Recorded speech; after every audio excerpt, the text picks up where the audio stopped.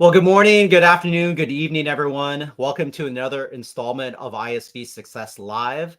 My name is Brian Galicia. I lead our Dynamics 365 global ISV business here at Microsoft, and it's an honor and pleasure to bring on another great ISV named Mercury that really provides amazing value in business outcomes to recruiting and staffing. And so I have Chris, the CEO, and Jerome, the VP of Sales, here join with me to provide some insight into the use case, the scenario, and the market opportunity. Before we get started, though, let me give you a kind of a few housekeeping items for those of you who have never maybe joined one of these before.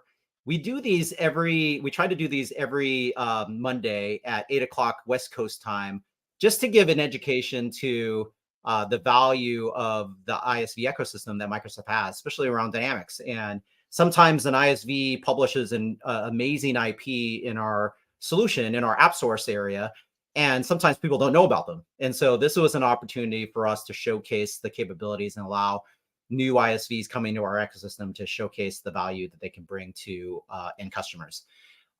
This is a opportunity for also for you to ask questions. So during the conversation, if you do have a question, feel free to put that into the LinkedIn window in the comments. Also encourage you to use one of the emoji icons, like, support, etc. That gives us some indication that the content that Chris and Jerome and myself are talking about seems to resonate. And finally, as you see in the little ticker symbol below, we'd love to hear where you're watching from. So this is a global audience. We do get people from around the world watching this series. And so if you want to just type in the LinkedIn window, maybe you're watching this from the UK where Chris is, or somewhere in the US where Jerome and I are at, or anywhere in between. We'd love to do a quick shout out. So if you put your LinkedIn comment of where you're watching from in the window, towards the beginning, we'll be able to do a quick shout out. So without further ado, let me bring on stage Chris and Jerome, and thank you both for making the time on a Monday to kind of share a point of view. And maybe we could start with you, Chris, on your role as the CEO of Mercury. What does that mean? And then what is one thing not on your LinkedIn profile that you're open to sharing? And then we'll do the same thing with Jerome. Thanks, Brian, and thanks for having us on.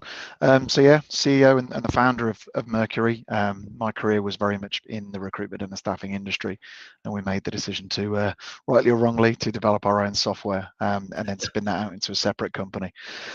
So as the CEO, it's my responsibility to sort of keep us on track from a strategic perspective, but I still like to stay very close to our customer base and also to that of the product. So yeah, as much as people might like to keep me out of certain things, I like to stay very much involved. Something not on my LinkedIn profile, I regularly try and harass my twin girls, I have two daughters, into following my activities, including a terrible football club that I support and my love of skiing and snowboarding. So there you go. That's not on LinkedIn. Oh, I love it, Chris. Well, you got me curious. What is the English football club that you follow, or the football club that you follow It's a lesser known one in some circles, Coventry City. So Coventry City. Oh, okay. Now is that I have to pull in because I know there's the relegation and all that stuff. Are they part of like the top tier? Are they the second tier of football? Yeah, ever so narrowly missed promotion last season with a penalty shootout at Wembley. So yeah, we're still in the championship, sadly. We'll be back up one day. Okay, good. I have to come up with my Ted Lasso because I've learned. I mean, I follow soccer, well, what we call soccer here in the U.S., but I learned a lot going, oh, there's all these little nuances in the English Premier League I didn't know about. So thank you for making that great introduction. So Jerome, we'll go to you, and the same thing, your role, and what's one thing not in your LinkedIn profile? Yeah, so my role is sales and operations for the North American market. I've been in this space for quite some time, working specifically with staffing customers. This is one of the most exciting, most understood or misunderstood industries out there. And I absolutely love where this industry is going, and it's been fun. I've been in it since 1998. I was one of the first 100 employees at monster.com, way back, early .com days, and I've enjoyed it ever since. Something not in my LinkedIn profile. I also am an avid sports junkie, skiing, mountain biking. I was actually in the first X Games for downhill mountain biking. Wow. I didn't get out of qualification rounds. I crashed miserably and ended up in getting some stitches. But I love the outdoors, and I love being on snow or on a mountain bike somewhere in the hills.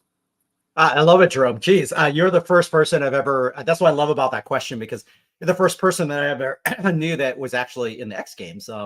That's pretty impressive. Now, is it one that's doing like the spinning and jumping, or just going like as fast as you can downhill? As fast as you can down a ski resort in mud and rocks. Oh my gosh, yeah. I also mountain bike, but not as extreme as that. Like, I probably take my time on stuff. But I can imagine you're in full gear with a helmet and all this stuff, and if you like fall over and like go head first over, that's pretty impressive. So thank you both for those great introductions. So maybe as we'll get started with the scenario, I think we'll go to you, Chris. Maybe give some context for those who've never heard of Mercury before. And of course, we briefly mentioned staffing and recruitment. Maybe you can describe in a little bit more detail, what's the business outcomes that Mercury helps to solve? Like, when you found it, or when you built the company and decided, hey, you know what, I'm going to go do this and hire a bunch of people and build this amazing solution. And of course, we appreciate the engagement you have with Microsoft, because you built and created an integration to the Microsoft platform with Dynamics. Give us a backstory, as well as like, what's that business outcome value that people listening to this go, oh my gosh, I have that problem. I potentially need a solution like Mercury to help solve it. Yeah, absolutely. So, I mean, like I said before, we were actually a recruitment staffing business in a sort of prior life, really. So the opportunity was to introduce better efficiencies and effectiveness for our recruiters and salespeople. How could we give them more time back in their day?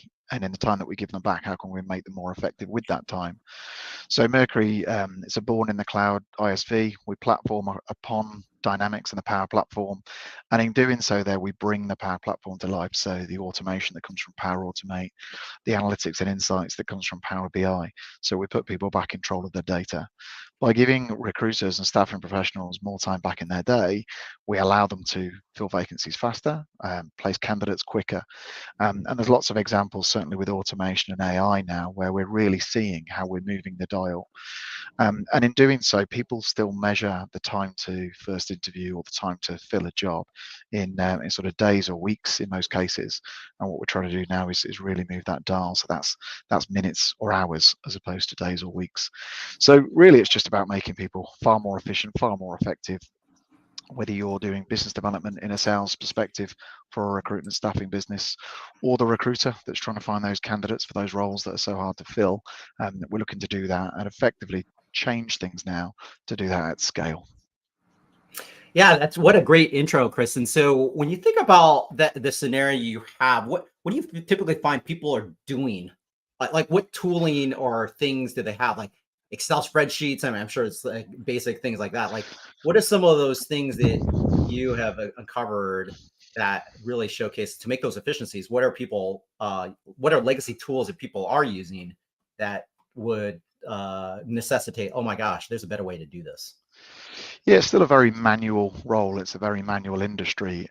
It wouldn't be uncommon for, as a salesperson in a recruitment business, picking up a job from one of your prospective clients, and back in the days where people are in the offices, like I am now, shouting around the office, who do we know? Who could recommend someone? Sending an email around the business, because anyone recommend anyone for this role? Or then trying to search their database, and that becomes quite a big issue.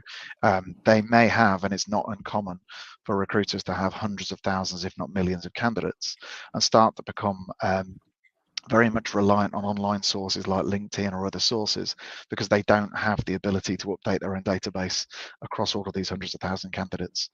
So enabling them to update that database with relative ease through automation, being able to pinpoint search it using the amazing tools from Azure AI, we can actually bring them to the most relevant candidates much quicker than they used to get to, without the aid of their colleagues necessarily to recommend people, although that's still obviously very valuable. So they can do that outreach much quicker. They might not expect to get hundreds of candidates back in a search result. you'd ideally expect them to get double-digit responses. So they get the best candidates in the shortest possible time, which means that in a competitive situation, they get to them faster than their competition. Or in a non-competitive situation, they've just got fewer phone calls to make to better candidates, so they can spend more time with the right people. Yeah, thanks, Chris. And it's so funny you said about like the roundabout, hey, who knows someone that just happened? I just got back from vacation and literally in my inbox was one of those questions. Yeah. Hey, does anyone know over something? So very apropos scenario, and thanks for sharing that. So and what you'll probably also get there is everyone gets contacted by recruitment agencies, and you've just got to look at your email to realize that you maybe did Java at university and all of a sudden people are contacting you about Java jobs. So it's the quality of the search to make sure it's relevant. We put a lot of focus on that. I love it. And it's great that you're also taking advantage of Gen AI. I mean, I love the little shout out to the Azure OpenAI scenario, because that is where things are moving to. It's not a replacement. It's more of a scenario that helps to enhance that experience. So that's great. That's already happening.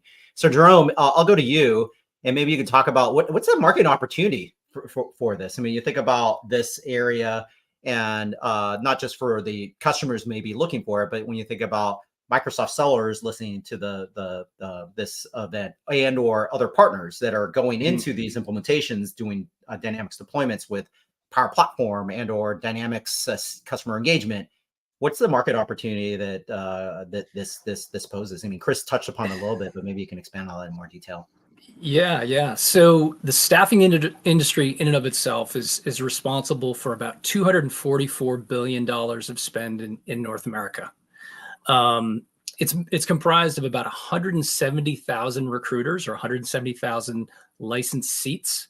And that's just the recruiters. On top of that, you also have salespeople, you have business intelligence, data analytics, management teams, keeping a close eye on the activities and the KPIs that the recruiters are putting out. It's a really high cadence, highly transactional business. And it's just amazing to see how many job orders come through that have 30, 40 different staffing companies all working on the same order. So, you brought up the technology that's currently in place today. There, like I said, there could be 30 or 40 staffing companies working on one single order. So it's a bit of an arms race. And instead of using, weaponry, they're using technology to be the first to submit. And that is one of the most important KPIs to understand and optimize. This is where the Mercury story really resonates, in that we're creating a more effective recruiter. We're creating a more effective sales force for that organization by optimizing data and keeping all of their data up to date and in one secure platform. You brought up a great question, Brian, around legacy systems. The legacy systems that are out there are disjointed. There are typically three pillars, anywhere from sales CRM to applicant tracking system to candidate engagement. And none of those really talk to each other in a very clean manner. It really relies on API calls that are oftentimes out of date, fragile, and they do not iterate. So as this industry continues to grow year over year, even in down economies, staffing companies still grow because their clients don't want to bring on perm placement, but they will bring on contingent and contract and SOW workers, right? So as staffing continues to grow and technology continues to evolve, so does their technology. And when they're cobbling a Frankenstack of multiple point products into what they think is a platform, it's really just a disjointed Frankenstack that's really holding back a lot of organizations. So right now, the entire industry, they keep talking about automation. They keep talking about AI, as does everybody right now. But automation in particular, without data quality and data integrity, and without all of your data in one single secure platform, automation is next to impossible. They may be able to automate one little component of their business, But in terms of getting orders, finding candidates, submitting candidates, really optimizing and creating an effective workflow with automation, they're really held back by their legacy systems. And so we're coming to the market with a really fresh and new concept of the platform play. And I've said this for quite some time. If the staffing industry is going to grow, it's going to need to get away from these point products and get onto an enterprise platform such as Dynamics. Yeah, thank you, Jerome, for sharing that. That's a good compliment of what Chris said, and I think you articulated really well. Is that it's hard to do automation unless you have the full journey end to end going through it. And then you mentioned the sales and ATS are, again, I'm not a recruiter, but I've heard these terms so many times because, of course, as a hiring manager, I work with recruiters all day long. And the scenarios of the selling aspect of it, because recruiters are kind of paid, it's kind of similar thing. They're paid in a different way. They're paid to help to ensure that who am I putting in as the right candidate for that role and making sure that they are the right candidate and they're hired. And then through that journey. And that's a really good scenario that you described. So Chris, we'll go back to you. And maybe you can touch upon, of course, when the decision was made to go build the scenario and, of course, leverage technology like the Microsoft Cloud to go do that. Maybe you can talk a little bit about what's been the experience been like to partner with Microsoft, be part of the ISV Success program, be part of the Dynamics ecosystem. A little teaser for other ISVs or partners listening to this. What's some, from your CEO perspective, what are some of the things that you have valued or gotten benefit from in just partnering with Microsoft? I think we've got a lot of value. I mean, first of all, just taking the technology, Microsoft are almost at that bleeding edge in many respects. So the technology we get to play with is pretty awesome and make available to our clients in one thing. I think ISV Success and being part of that ecosystem has also enabled us just to get wider acknowledgement and understanding and create awareness, even just with Microsoft sellers. And I think if you ask many people and partners, are Microsoft in some ways easy to do business with? And I hope you don't mind me saying, sometimes they're not. And I think that's what ISV Success gives. It opens the ability for sellers to find us. And so if we look over the last couple of years, we've closed deals on co-sell opportunity working with Microsoft sellers that in some cases have found us in that space with billion-dollar organizations. And the knowledge and the understanding of what products in market, ISV Success puts you in that marketplace, gives you that shop window. And then as a result of doing that, being contacted by other people within Microsoft, being aware now that we're not just a Dynamics sort of ISV, we sell and therefore help Microsoft sell quota against Azure Spend, Power Platform. There's so many different SKUs that are available. So it's been great for us to open that up, get access to people within Microsoft on private previews, have access to fast track engineers. So there's many benefits that we've gained through that time. Programs such as ISV Cloud Embed has helped us also partner. And so it's been good. Yeah, no, thank you, Chris.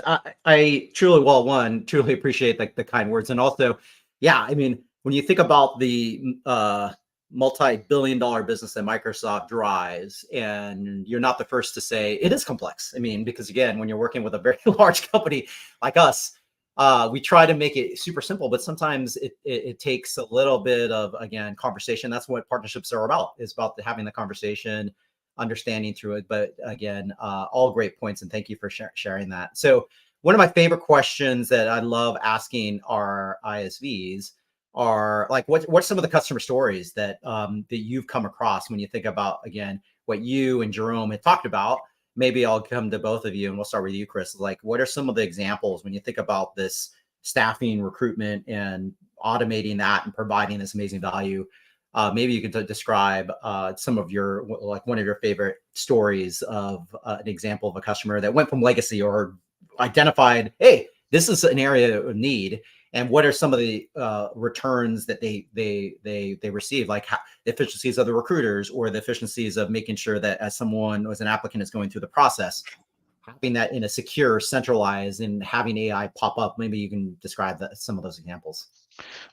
Yes, there's a few. I think actually one of the examples I'll probably give is a client that we migrated across a global organization, hundreds of recruiters. We started their project in 2019 and had relatively aggressive timescales, which we hit. But actually, the most notable thing about doing that is we moved them across in December 19, which of course is just ahead of that pandemic that we had. Prior to that pandemic, the business were going into the office, as we all were. They were using desktop machines. They were using on-premises software. It would have been very difficult for that business to continue trading, certainly with the level of success they had they not moved to the Microsoft Cloud and had laptop and Surface devices. So there was that one big one, really. We enabled them to continue working. I think when you look at some of the successes that we've had and the real call-out ones, it's how we've literally halved the time it takes them to get the first candidate out the door across a business that's very proficient at doing this already. And therefore, by doing that, we've been able to increase win rates for that particular client that we did the analysis on by in excess of 40%. Again, already a very successful organization. So faster to the candidate, higher fill rate. Another organization, we took them from first-time invoice accuracy out the door that was in the 20s of percent to over 90%. So again, the aim here across these things is to get people to cash quicker and then actually to get the cash through the door quicker. So if we can place candidates faster, or our customers can using our technology, increase their win rates.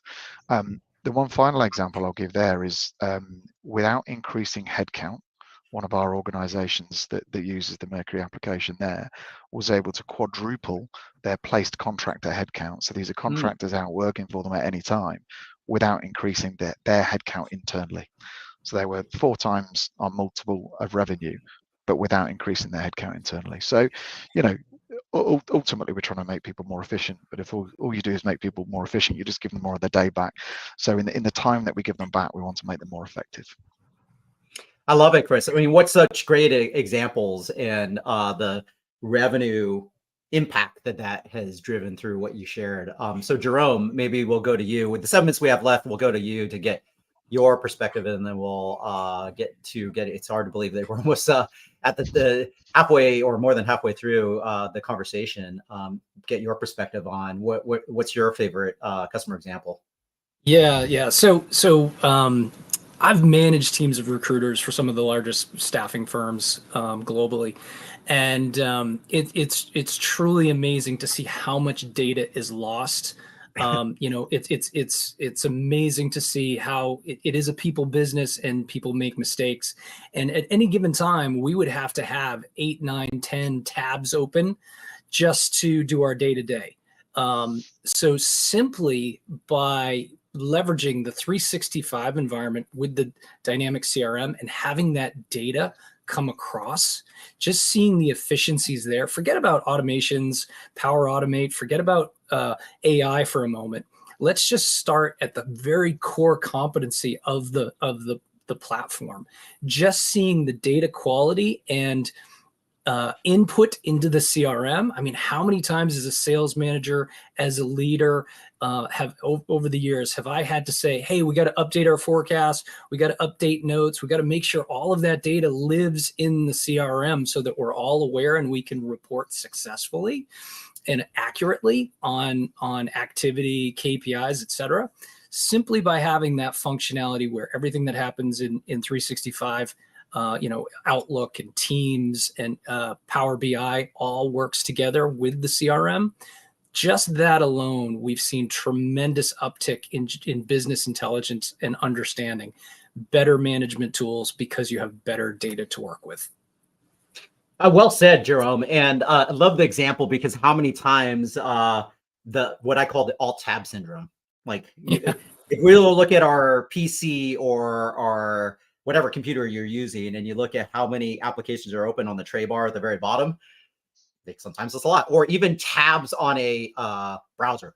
And if you can optimize that to where it goes from more than 10 down to a few or 1, gosh, it's hard to quantify that, but sometimes you just have to look at it and go, oh my gosh, that if you save that time from someone to go do that, that adds up, and it speeds to what Chris had talked about too. It speeds the time for a recruiter to be really efficient to engage. Yeah. I mean, you look at you look at a recruiter's desktop and the amount of monitors they have to have. I mean, it looks like they're manning a NASA shuttle landing, right? They've got so many things going on. It's incredible. So yeah, just by streamlining that process alone, that's what yields that KPI improvement. And when you're talking about a couple $100 million, $1 billion in pass-through revenue with these staffing firms, you make a 2% tweak on placement rate, you make a 5% improvement on time to submit. These are things that really extrapolate out into serious dollars. I love it. That is fantastic. So with the 4 minutes we have left, maybe we can go into like, how do people learn more? I have a few sites that I'll flash up at the bottom here, but maybe Jerome, you can go first on someone interested in learning more. Where should they go? What are some of the next steps that you would recommend people do? Yeah. So a good starting point is wearemercury.com. That is our global site. Another great place is our YouTube channel. Our YouTube channel has some great content, some great videos in regards to what we're all about in terms of not just now and not just the efficiencies and effectiveness that we create today, but also some forward-thinking, really future functionality that, along with the Microsoft environment, we're doing with Copilot and Power Automate. So some really interesting content there. Great. What about you, Chris?